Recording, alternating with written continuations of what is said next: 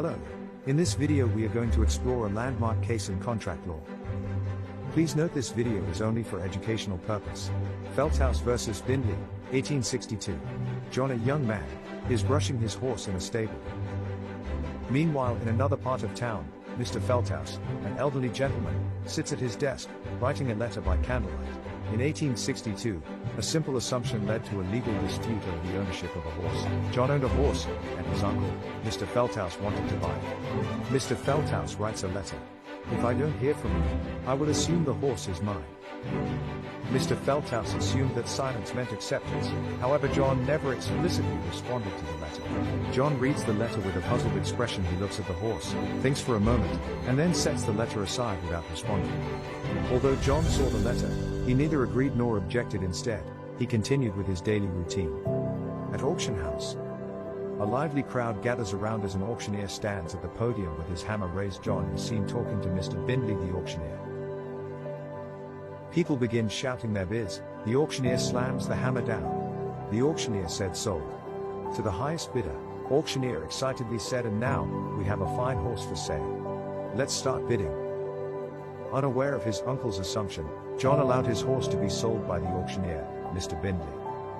Mr. Felthouse receives the news that the horse was sold. He holds shocked, upset. Mr. Felthouse angrily said, but the horse was mine. John never said no to my offer.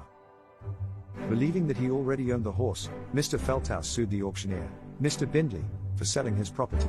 In courtroom with judges in wigs and lawyers passionately debating, Mr. Felthouse sits anxiously. The judge raises his gavel. Judge spoke firmly.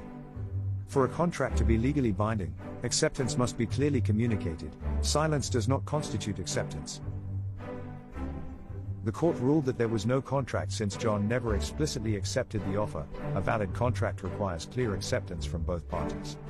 Communication of acceptance. Acceptance must be clearly communicated. Silence is not acceptance. Offer and acceptance. A valid contract requires a clear offer and explicit acceptance. Mutual assent. Both parties must agree explicitly for a contract to exist. Intent to create legal relations. Inaction does not indicate intent to be legally bound.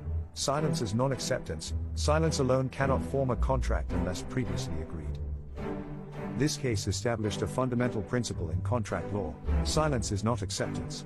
A valid contract requires clear and explicit agreement from both parties, preventing misunderstandings and disputes. John walks away with his newly sold horse, and Mr. Felthouse looks disappointed. Felthouse v. Bindley, 1862. Ruling: silence does not amount to acceptance in contract law.